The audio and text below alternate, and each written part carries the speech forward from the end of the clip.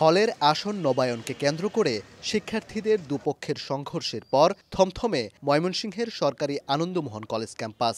সতর্ক অবস্থানে আইনশৃঙ্খলা রক্ষাকারী বাহিনী।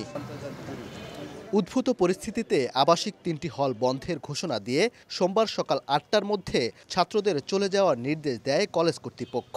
কিন্তু হল না ছাড়ার ঘোষণা দেন শিক্ষার্থীরা। এ নিয়ে ফের উত্তেজনা তৈরি হয় ক্যাম্পাসে।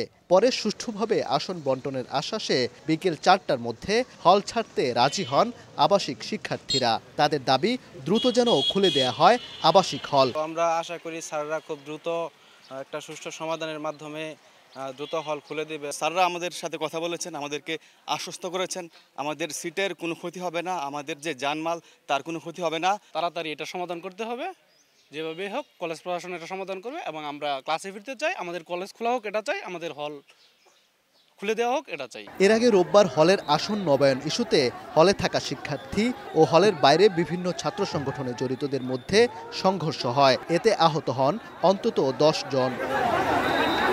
ওবায়দুল হক, সময় সংবাদ, ময়মনসিংহ।